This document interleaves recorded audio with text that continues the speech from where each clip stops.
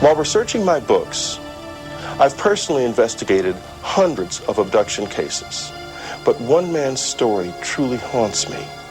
His name is Jesse Long.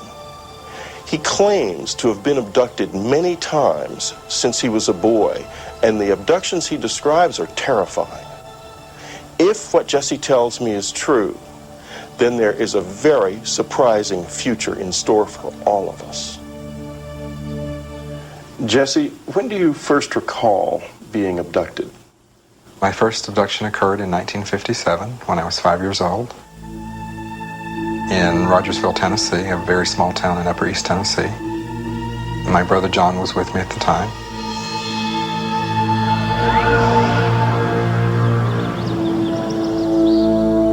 Above the hill behind our house, we came up on what appeared to be a round house under construction. And one man, a taller looking figure, he had a rod, long rod in his hand.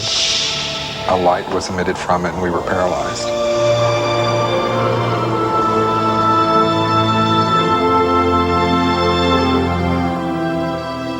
It is at this point that Jesse Long's conscious memory of what happened ends. He says it's only through hypnosis that he's been able to remember the rest of this first abduction. What you are seeing is actual footage of Jesse undergoing hypnotic regression.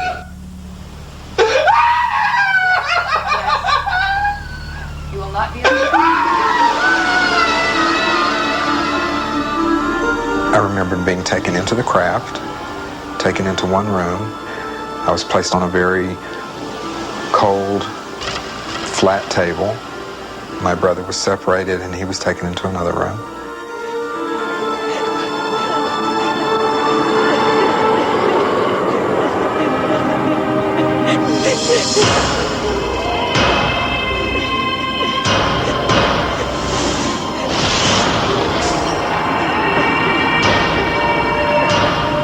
They were doing something down to my legs. I could feel them poking and prodding around my legs.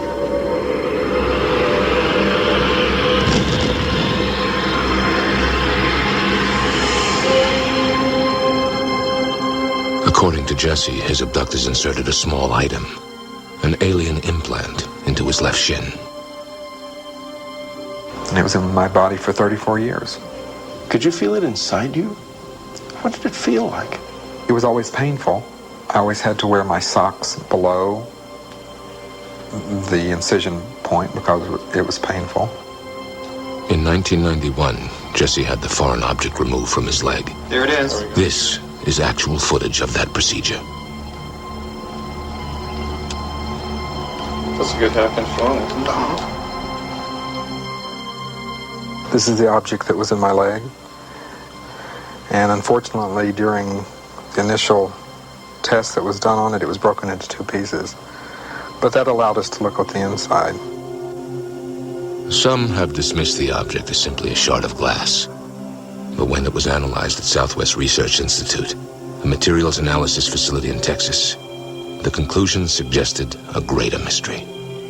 According to the lab's report, the object revealed a very remarkable composition and exhibited unique surface characteristics that cannot be explained, and that the questions outnumber the answers. When the object was removed, I was convinced that whatever this object was had something to do with all of my abductions. Jesse Long believes he has experienced a number of abductions since that first incident in 1957. And they became more and more horrific as he grew into an adult.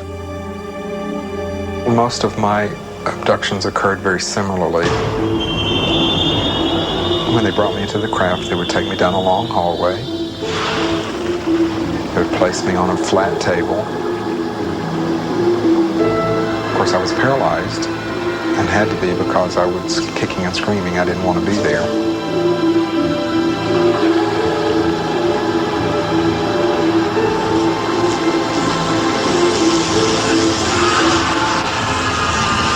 The experiments on the table included a sperm extraction.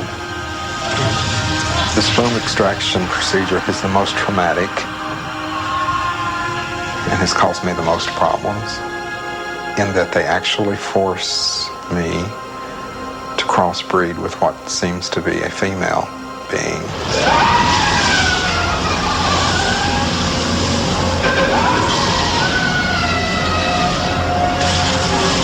You're going to wake up. 1, 2. And those people tend to be the people who are boundary deficit disordered. They have problems with relationships. They always say, I've always felt like an outsider. I don't feel like I belong. They can't hold jobs. They just have a tough time in life.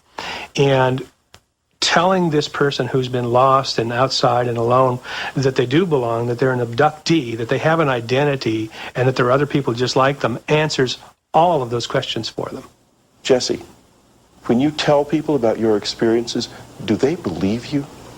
You know, it's not my job to convince anybody. It's my job just to tell you what I've experienced. If you believe it, fine. If you don't believe it, I don't care. This is evidence that can't be ignored, and the story just gets more and more disturbing. What Jesse says happened to him in 1990 may answer the question that hangs over every abduction account. Why is this being done?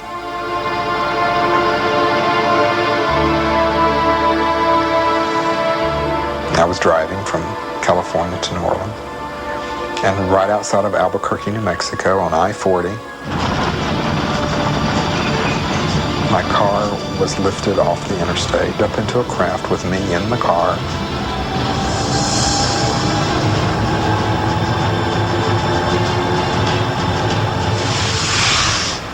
I was taken aboard the craft, placed on a table. I was presented with a baby. I was told, "This is your child."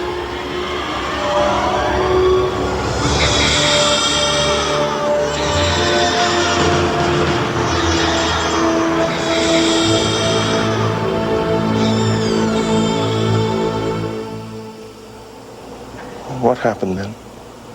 And there were 9 other children standing along the wall.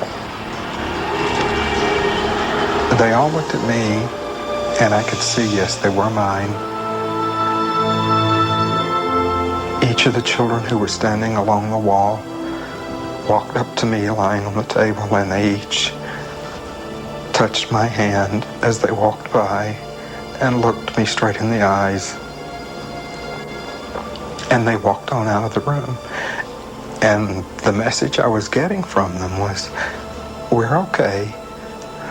Thank you." If you could confront your abductors, what would you say to them? If I could sit down with one of them right now, I'd ask them one question. I would want to know why me and for what reason. We have thousands and thousands and thousands of people coming forward with these cases, not only around the United States, but around the world as well. David Jacobs based his book The Threat on the explosive issue of hybrids, the crossbreeding of aliens with humans. For Jacobs, stories like Jesse Long's are only the beginning. I think we are looking at a catastrophic situation. I think we are looking at a disaster. We are seeing a unified program here with these beings, a program of physiological exploitation by one species of another.